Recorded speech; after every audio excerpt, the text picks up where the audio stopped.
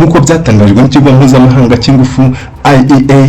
Ibikorwa remezo by'ingufu birenga 40 mu bihugu 9 byo mu burasirazuba bwo hagati byashyizwe mu rwego rw'ibyangijwe cyane kuva ibitero hagati ya Iran ndetse na Amerika na Israel byatangira.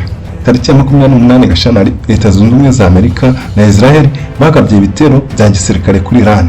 Ibi byabaye intandaro y'ubushamirane bukomeye mu burasirazuba bwo hagati, mu gihe Iran yihimuraga yohereza ibisasu bya misile n'indege zitagira abapilote zizwi nka drone mu karere kose. Iyi ntambara ifite ingaruka ku batuye isi yose mu buryo buziguye ndetse n'ubutaziguye. Ushobora kuba nawe wibaza uti, ko ndi umuhinzi mu cyaro cya kure mu karere ka Nyamasheke, none ni gute intambara iri mu birometero birenga 2000 uvuye aho ndi byangiraho ingaruka? Iki ni ikibazo wakibaza, nanjye ntibaza icyo kibazo.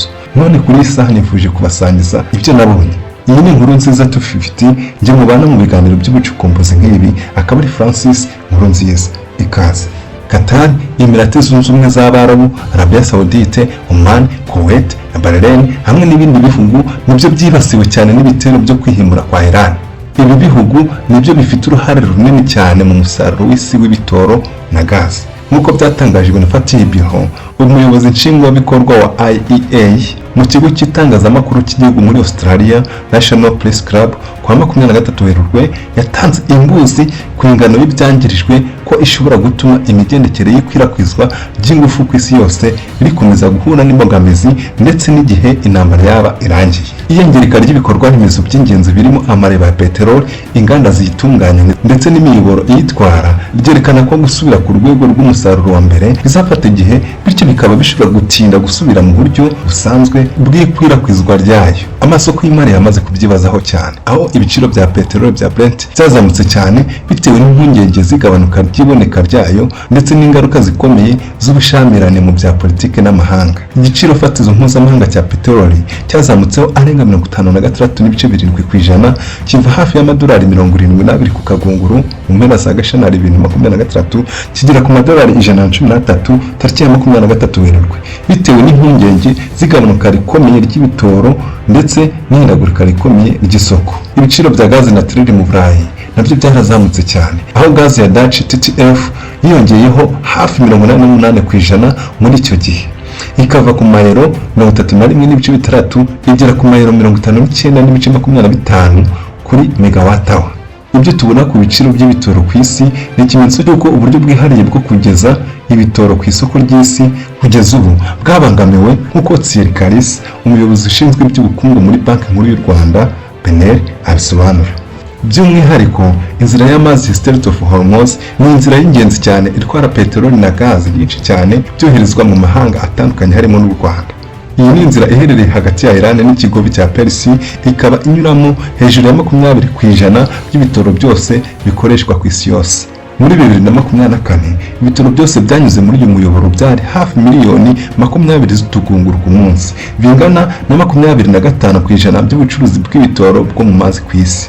Nk'uko bigaragazwa n'urwego rw'umuryango w'abibumbye rushinzwe ubucuruzi n'iterambere INSTAD, hashingiwe kandi ku mibare yatanzwe na Clarkson Research 2026. Dukurikije iyo mibare, umubare w'amato yose anyura muri uyu muyoboro wa Hormuz ku munsi wagabanutseho 97% ava ku mato 129 agera ku mato 4 mu mpera za Gashyantare 2023. Sibyo gusa kandi, 1/3 cy'ubucuruzi bw'ifumbire mvaruganda bwo mu mazi ku isi kinyura muri uyu muyoboro. Muri 2024 nibura toni miliyoni 16 z'ifumbire zakuwe muri aka karere k'ikigobe cya Persia zinyujijwe mu nyanja zacaga muri iyi nzira. Ibi bikubiyemo amoko y'ifumbire y'ingenzi Afurika, by'umwihariko u Rwanda rukoresha mu buhinzi.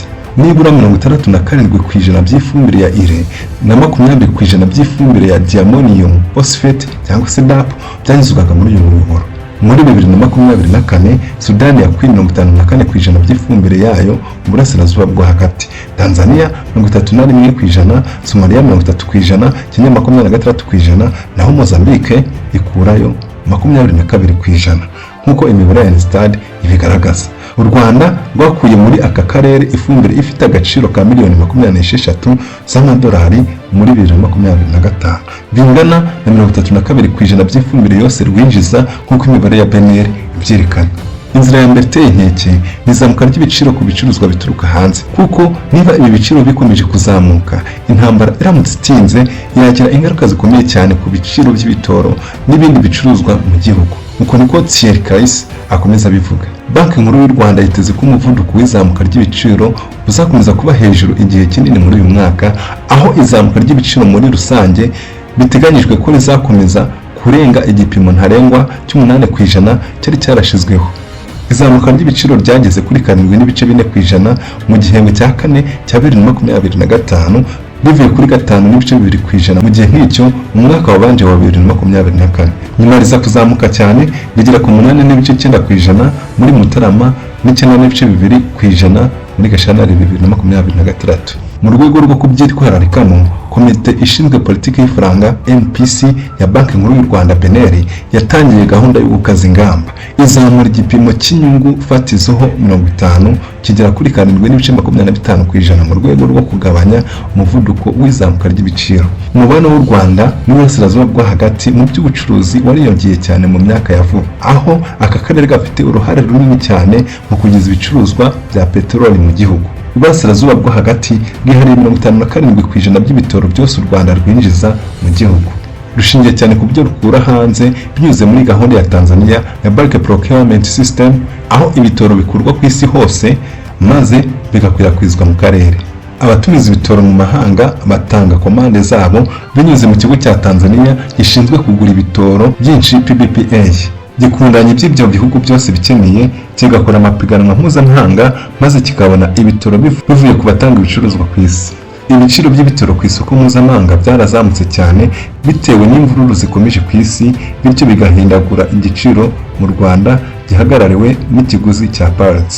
U Rwanda rwinjiza litiro hafi miliyoni 50 z'ibitoro ku kwezi, bigizwe na miliyoni 25 za mazutu, miliyoni 15 za essence na miliyoni 10 z'ibitoro by'indege. Igihugu gishingiye gusa ku bikomoka kuri peteroli bitunganyirizwa hanze birimo mazutu, essence, kerosene, ibitoro by'indege, gaze yo guteka, bitime n'amavuta aremereye akoreshwa mu nganda. Hinjizwa kandi n'ibindi bikomoka ku bitoro nka plastique n'ibikoresho byifashishwa mu gukora ifumbire. Bitewe n'uko ibiciro byitezwe kuzamuka cyane, abacuruzi bashobora kuzahura n'ingaruka zirizamuka, uretse igihe leta yaba imaze kubyinjiramo binyuze mu gutanga nkunganire cyangwa se kugabanya imisoro.